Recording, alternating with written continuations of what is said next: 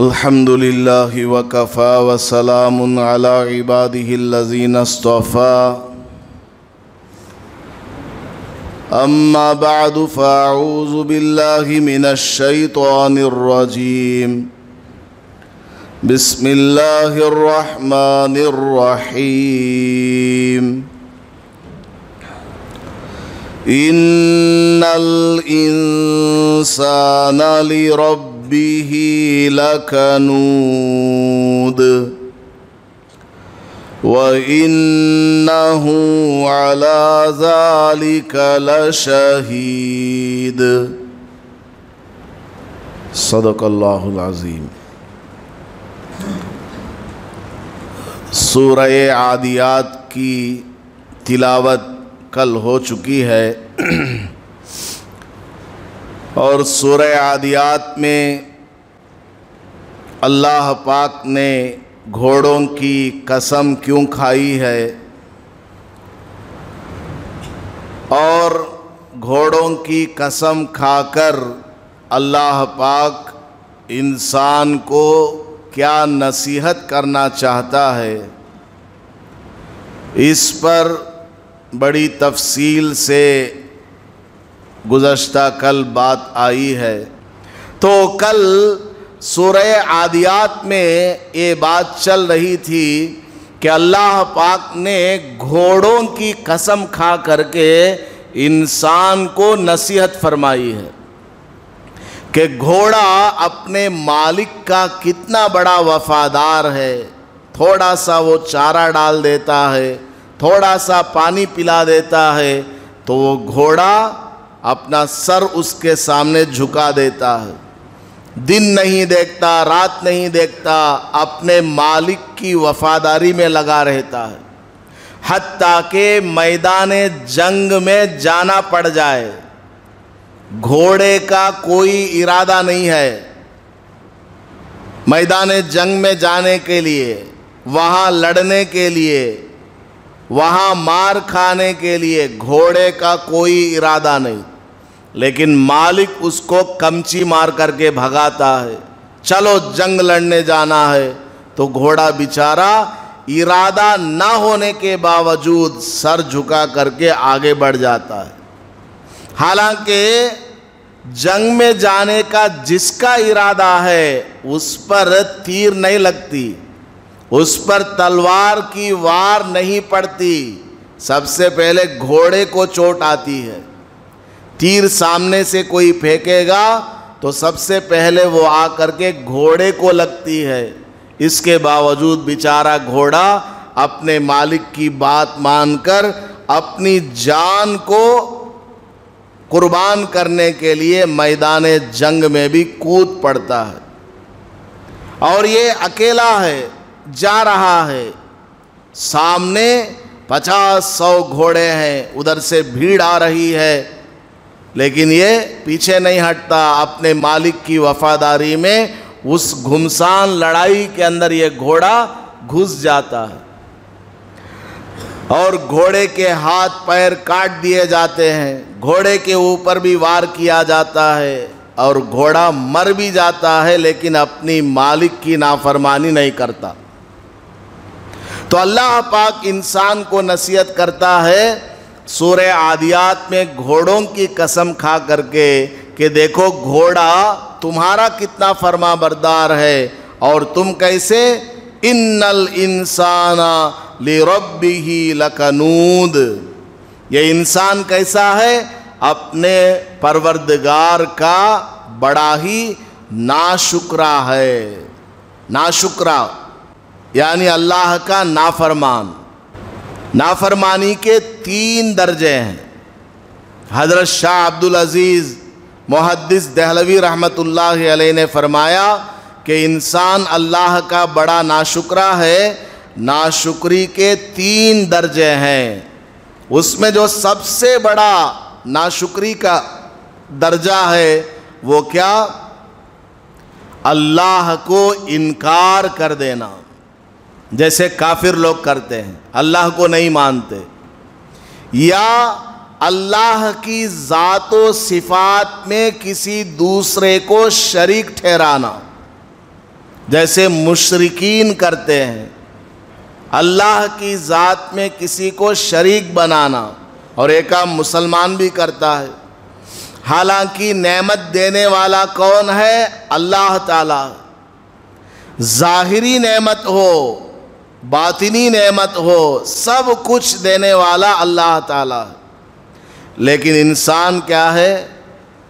اللہ کی دی ہوئی نعمت کو غیر اللہ کی طرف منسوب کرتا ہے کہ فلاں ولی اللہ نے ہمیں یہ دیا ہے، فلاں ولی اللہ سے ہمارا یہ کام ہو گیا ہے۔ یہ سب کیا ہے؟ شرک ہے۔ یہ سب انسان کے اعمال کو تباہ و برباد کرنے والے کام ہیں۔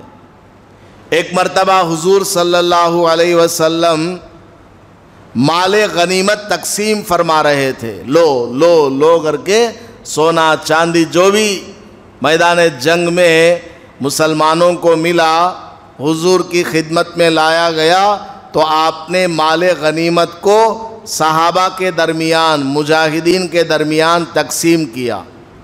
تقسیم کرتے وقت حضور صلی اللہ علیہ وسلم نے فرمایا انما انا قاسم، سن لو میرے صحابہ، میں کون ہوں؟ تقسیم کرنے والا ہوں بس۔ واللہ یعطی، دینے والا کون ہے؟ اللہ تعالیٰ۔ اللہ نے مجھے یہ دیا ہے تو میں بانٹ رہا ہوں، اللہ نہ دیتا تو میں نہ بانٹتا۔ امی عائشہ رضی اللہ عنہا بیان فرماتی ہے کہ حضور صلی اللہ علیہ وسلم کا آخری وقت آیا، پردہ فرمانے کے قریب قریب بھی آپ نے اپنے صحابہ سے پوچھا کیا تم لوگ یہود اور نصارہ کی طرح میری موت کے بعد مجھے سجدہ کرنے لگو گے؟ میری قبر کو تم سجدے کی جگہ بناؤ گے؟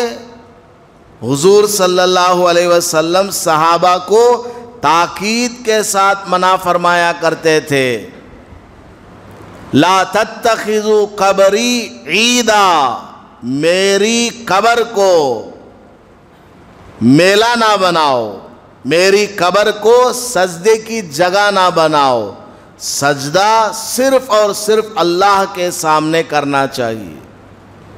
ایک مرتبہ ایک اونٹ آیا حضور کے پاس، آ کر کے اس نے اپنے سامنے کے پیر زمین پر رکھ دیا اور سر ایسے جھکا دیا، رونے لگا۔ حضور اس کے قریب اپنا کان مبارک لے گئے تو اونٹ نے حضور کے کان میں کچھ بولا اور حضور کو اس کی بات سمجھ میں بھی آ گئی۔ اونٹ کی بات حضور کو سمجھ میں آ گئی، اللہ نے سمجھا دیا۔ آج ہمارا ڈاکٹر وہ ایسے لائن لگے رہتے ہیں، اس کو سمجھ لیتا ہے، حالانکہ وہ کوئی پڑھائی نہیں ہے، ABCD نہیں ہے، وہ صرف لکیریں ہیں، اس کو سمجھ لیتا ہے۔ دکاندار بارکوڈ دیکھ کر کے سمجھ جاتا ہے یہ کون سی کمپنی کا ہے، یہ ہے وہ ہے، لوگو دیکھ کر کے آدمی سمجھ جاتا ہے۔ تو اللہ تعالیٰ کس کو کیا صلاحیت دے دے، حضور کو اللہ نے اس اونٹ کی بات سننے کی، سمجھنے کی صلاحیت دے دی۔ حضور نے اس کی بات کو سنی تو حضور نے اس کے مالک کو بلوا کر کے ڈانٹا کہ دیکھ تیرا اونٹ مجھے آ کر کے شکایت کر رہا ہے کہ تو اس سے کام زیادہ لیتا ہے اور چارہ کم ڈالتا ہے۔ اللہ سے ڈر اور اس کو صحیح سے چارہ دانہ پانی دیا کر اور کام ایک حساب سے لیا کر، زیادہ بوجھ نہ ڈال۔ خیر وہ آدمی چلا گیا۔ جو صحابہ یہ سب دیکھ رہے تھے انہوں نے حضور سے کہا یا رسول اللہ بڑا ہی خوش نصیب ہے یہ اونٹ بڑا خوش نصیب ہے، آپ کے سامنے سجدہ کر رہا ہے۔ ہم بھی چاہتے ہیں کہ آپ کے سامنے سجدہ کریں۔ حضور صلی اللہ علیہ وسلم نے فرمایا سجدہ صرف اللہ کے لیے کیا جاتا ہے، سجدہ صرف اللہ کے سامنے کیا جاتا ہے۔ اگر سجدہ کرنا جائز ہوتا ہماری شریعت میں تو اللہ تعالی مرد کو اتنا مقام دیا ہے کہ میں عورت کو حکم کرتا کہ وہ اپنے شوہر کو سجدہ کیا کرے۔ بیوی کے لیے وہ محنت مزدوری کرتا ہے، خون پسینہ بہاتا ہے، لوگوں کی گالیاں سنتا ہے، سارے بازار کا ٹینشن۔ بیوی آرام سے گھر میں بیٹھی ہوئی ہے، اپنا کھانا وانا بنا کر کے جو چاہا شوہر نے لا کر دے دیا، چاہے اس کے پاس پیسہ ہے نہیں ہے، بھیک مانگ کے صحیح، قرض لے کر کے صحیح، لڑ جھگڑ کر کے صحیح، وہ پیسہ لا کر کے دیتا ہے۔ تو شوہر کا مقام بہت اونچا ہے، عورت کی جان کی حفاظت کرتا، مال کی حفاظت کرتا، بہت ساری ذمہ داریاں ہیں شوہر کی۔ حضور نے فرمایا اگر سجدہ کرنا اللہ کے سوا کسی اور کے لیے جائز ہوتا تو میں عورتوں سے کہتا کہ وہ اپنے شوہروں کے سامنے سجدہ کیا کرے۔ تو یہ ساری باتیں آپ کو اس لیے بتائی ہے کہ اللہ کے سوا کسی کے سامنے سجدہ کرنا جائز نہیں، اور اللہ کے علاوہ کسی سے بھی منت ماننا جائز نہیں ہے۔ لوگ منت مان لیتے ہیں، فلاں درگاہ پہ جانا، فلاں درگاہ پہ جانا، فلاں مزار پر جانا، وہ بڑے ولی اللہ ہیں۔ ٹھیک ہے، وہ اپنی جگہ بڑے ولی اللہ ہیں، لیکن اللہ نے کہا وَإِذَا سَأَلَكَ عِبَادِي عَنِّي فَإِنِّي قَرِيب، میں جو ہے انسان کے بالکل قریب ہوں۔ اجیب دعوت الداعی اذا دعان، جب وہ مجھ سے دعا مانگتے ہیں تو میں خود سنتا ہوں۔ بیچ میں کوئی نیٹ ورک نہیں ہے، بیچ میں کوئی بروکر نہیں ہے، بیچ میں کسی کی ضرورت نہیں ہے، ڈائریکٹ اللہ سے مانگو، ڈائریکٹ اللہ تعالیٰ سے مانگنا ہے۔ تو ناشکری کا سب سے بڑا درجہ، سب سے بڑا درجہ کیا ہے؟ وہ اللہ تبارک و تعالی نعمت دینے والا ہے، لیکن بندہ کیا کرتا ہے؟ اللہ کی دی ہوئی نعمتوں کو دوسروں کی دی ہوئی ہے بولتا ہے کہ فلاں ولی اللہ نے ہمیں اولاد دیا، فلاں ولی اللہ نے ہمیں فلاں کر دیا ہے۔ اللہ سے نعمتوں کو مانگنا چاہیے، لیکن یہ مانگتا کس سے ہے؟ غیر اللہ سے۔ اولاد نہیں ہو رہی ہے، کسی مزار پر قبر پر چلا گیا اور جا کر کے منت مان لیا کہ میرے یہاں اولاد ہو، ایک چادر لا کر کے یہاں چڑھائیں گے، بوندی تقسیم کرائیں گے، نارل پھوڑیں گے، بچے کے بال 1 سال تک رکھیں گے سر پہ اور کٹے کے پاس جا کر کے بال کاٹیں گے اور بکرا وغیرہ ذبح کرائیں گے۔ یہ سب کیا ہے؟ تو یہ ناشکری کا سب سے اعلیٰ درجہ ہے، سب سے بڑا درجہ ہے کہ اللہ تبارک و تعالیٰ کے ذات میں اور اس کی صفات میں کسی اور کو شریک کیا جائے، حالانکہ اللہ کا سب کچھ دیا ہوا ہے، سب کچھ دینے والا، کرنے والا، لینے والا، عزت دینے والا، موت دینے والا، سب وہی کرتا ہے۔ تو مانگنا ہے تو اللہ سے ہی مانگنا۔ اب ایک آخری بات، بعض لوگ ایسے ہیں جو دھوکہ دیتے ہیں، عام لوگوں کو ٹریپ کر دیتے ہیں۔ کیا بولتے ہیں؟ یہ حضرتاں بولتی ولی اللہ سے کیا بھی مانگو نہ کو، پیراں سی کیا بھی مانگو نہ کو، اللہ سے مانگو، اللہ سے مانگو بولتے ہیں، اور گھر کو جاتے میں بیوی سے مانگتی کھانا ڈال کر کو، بولتی نہیں بولتی، ذرا گاڑی کیلا ہے دے رہے، پوچھتی نہیں پوچھتی، دیکھ مانگتا ہے۔ تو اس طرح کی مثالیں دے کر کے عام لوگوں کو ٹریپ کیا جاتا ہے۔ عام لوگوں کو بھٹکا دیا جاتا ہے، گمراہ کیا جاتا ہے کہ دیکھو مولوی صاحب تو بیان میں بولے اللہ کے سوا کسی سے مانگنا نہیں، اب مولوی صاحب خود 1 تاریخ کو جا کو متولی صاحب کنے مانگتے درما دیو ہے کہ نہیں؟ لوگ اس طرح گمراہ کر رہے ہیں، یوٹیوب پہ ایسے موجود ہیں، یوٹیوب کے اوپر ایسے ایسے جھوٹے داڑھی ٹوپی والے موجود ہیں جو آپ کے عقیدوں کو خراب کر رہے ہیں۔ یہ جو ہم آپس میں ایک دوسرے سے مانگتے ہیں نا، یہ مانگنا منع نہیں ہے۔ یہ جو آپس میں ایک دوسرے سے مانگتے ہیں یہ ایک دوسرے کا تعاون ہے، مدد ہے، ظاہری مدد ہے۔ یہ حضور صلی اللہ علیہ وسلم نے بھی ایسا مانگا ہے، حضور نے بھی صحابہ سے قرض لیا ہے، حضور نے بھی صحابہ سے گھوڑا لیا ہے، حضور صلی اللہ علیہ وسلم نے بھی صحابہ کی مدد کو لیا ہوا ہے۔ یہ تو ظاہری آدمی زندگی گزارنے کی ضروریات سے متعلق یہ چیزیں ہیں۔ یہ بہت باریک بات ہے، جلدی سے سمجھ میں نہیں آتی، آپ کو لمبا بولنا پڑے گا۔ یہ سب چیزیں کیسی ہیں؟